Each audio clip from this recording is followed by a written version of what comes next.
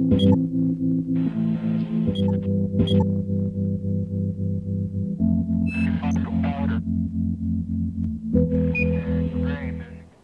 ناظرین، پروگرام میں دوبارہ خوش آمدید کہتا ہوں. سلسلہ وہیں سے شروع کرتے ہیں. میں نے ڈاکٹر صاحب سے سوال کیا تھا. ڈاکٹر صاحب کچھ روشنی ڈالیں جو میں نے آپ سے پوچھا تھا کہ کس طریقے سے فیملی میڈیسن کام کر رہی ہے اور اس کا کمیونٹی فارمیسی میں کیا رول ہے.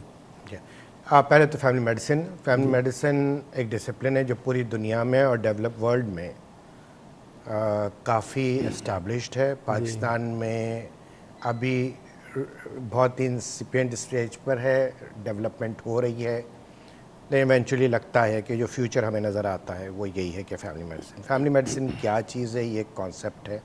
بیسیکلی کانسیپٹ یہ ہے کہ ہولسٹکلی, یعنی ایک فیملی فزیشین جو ہے وہ تقریباً 90% آف کامن بیماریوں کو سمجھتا ہے اور اس کو ڈیل کرنے کے لیے ایکوپڈ ہوتا ہے. یعنی ٹرینڈ ڈاکٹر ہے. یہ انٹرینڈ کی بات نہیں کر رہے.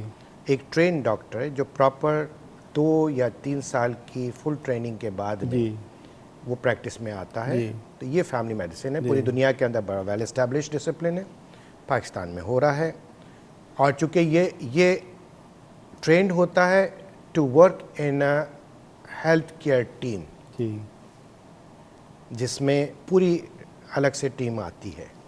تو اس میں نے کہا تھا کہ جیسے کہ رول اس کا جو ہوتا ہے وہ یہ ہوتا ہے کہ ٹو ایکٹ ایز, کیونکہ وہ فرسٹ گیٹ کیپرز کہلاتے ہیں کہ مریض جب آتا ہے سب سے پہلے تو وہ ایک فیملی فزیشین کے پاس آتا ہے.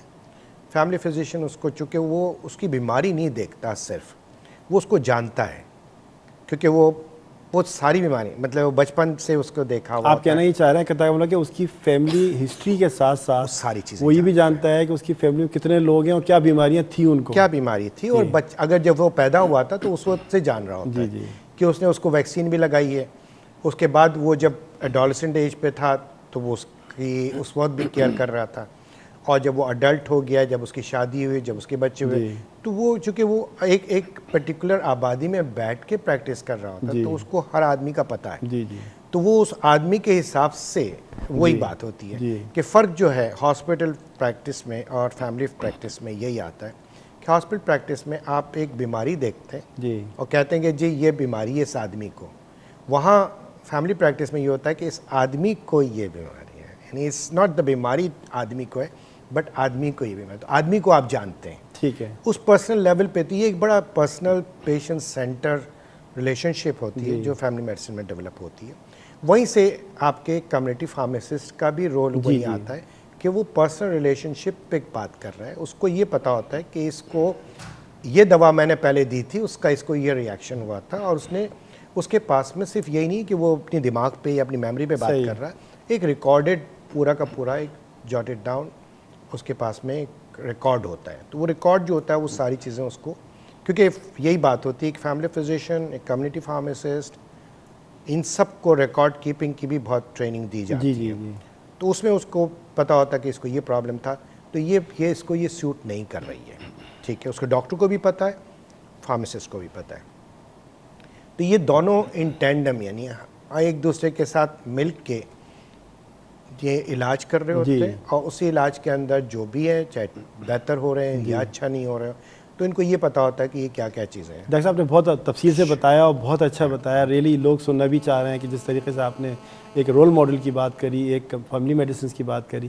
لیکن میں آپ کی طرف آتا ہوں اور آپ سے یہ سوال کرتا ہوں کہ آپ یہ بتائیے کہ اس ساری وجوہات کو دیکھتے ہوئے کمیونٹی فارمیسسٹ اور کیا رول ادا کر سکتا ہے بہتر طریقے سے؟ لیکن جیسے ڈاکٹر صاحب نے بتایا کہ کمیونٹی فارماسسٹ ہے اور ایک فیملی فزیشین ہے, وہ دوسرے تمام ڈاکٹرز اور دوسرے تمام فارماسسٹ جو انڈسٹری ہاسپٹل میں کام کر رہے ہیں, یا دوسرے تمام دوسرے ڈاکٹرز جو بڑے ہاسپٹلز میں اپنے کلینکس میں کام کر رہے ہیں, ان کی بنسبت ان کا جو ایک عوام ہے یا لوگ ہیں اپنی ایریا کے, ان سے ایک بڑا ایک پرسنل ریلیشن شپ ہوتی ہے, پرسنل ان کے تعلقات ہوتے ہیں. وہ جیسے ان کی خاندانوں کو جانتے ہیں, لوگوں کو جانتے ہیں. تو ایک کمیونٹی فارماسسٹ جو ہے وہ بہت زیادہ ایک اہم رول ادا کر سکتا ہے صحت عامہ کو بہتر بنانے کے لیے, عوام کی صحت کو بہتر بنانے کے لیے. فار ایگزامپل وہ دوائیاں جو ہیں, جیسے دوائیاں جو ہیں, جو فارماسیوٹیکلز ہیں, جو ڈرگز ہیں, وہ بہت تیزی سے ریسرچ ہو رہی ہے, بہت تیزی سے ایک دوا آ جاتی ہے اور کچھ عرصے کے بعد نئی دوائیں مارکیٹ میں آ رہی ہیں, نئے مالیکیولز آ رہے ہیں, نئے کیمیکلز آ رہے ہیں, نئی ان میں ایڈیشن ہو رہی ہے. ایک دوا آ جائیے, کچھ عرصے بعد پتہ چلتا ہے اس میں یہ اس کے سائیڈ ایفیکٹس آ رہے ہیں, اس دوا کو بند کر دیا جاتا ہے. ڈاکٹر جو ہیں وہ اتنا اپڈیٹ نہیں رہ پاتے. فارماسسٹ کی ذمہ داری بھی ہے. آپ سمجھتے نہیں رہ پاتے ڈاکٹر روبیٹ؟ نہیں آپ, میں چاہوں گا آپ, میں چاہوں گا کہ آپ اس پہ ذرا روشنی ڈالیں. بہت زیادہ دیکھیں وہی بات ہوتی ہے جنرلائز, لیکن میجورٹی جو ہوتی ہے وہ اپڈیٹ رہتی ہے. لیکن ہاں یہ چیزیں ضرور ہوتی ہیں کہ جیسے امیجیٹ کوئی ڈرگ ریئیکشن, کیونکہ دیکھیں دوائیں آ رہی ہیں, دوائیں تھوڑے دنوں کے بعد جیسے یہ بتا رہی ہیں کہ وہ ایک دم پتہ چلتا ہے کہ جی یہ بین ہو گئی ہیں دوا, اس لیے کہ اس کے سائیڈ افیکٹس زیادہ ہوتے ہیں. تو یہ ساری چیزیں جو ہوتی ہیں نا, یہ ایک دوا, کیونکہ اس کا جو کام ہے وہ ایک بہت ہی چھوٹے لیول پہ کام کر رہے ہوتے ہیں, تو وہ ایک ایکسپرٹ ہو جاتے ہیں. تو ہم جو بات کرتے ہیں کہ ایک ڈاکٹر جو فیملی فزیشین ہے وہ ایک ایکسپرٹ کے ساتھ مل کے کام کر رہا ہے.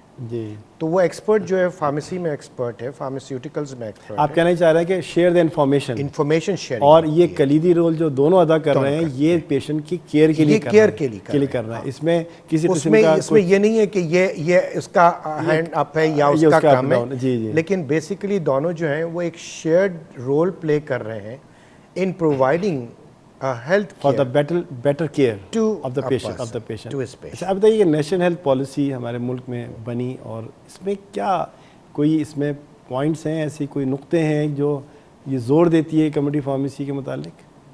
نیشنل ہیلتھ پالیسی جو پاکستان کی بنی ہے, جو ریوائز بھی ہوئی ہے لاسٹ ایئر, اس میں فارمیسی, کمیونٹی فارمیسی کو بہت خاص طور سے جو ہے وہ ایڈریس نہیں کیا گیا, اس کے بارے میں بات نہیں کی گئی ہے.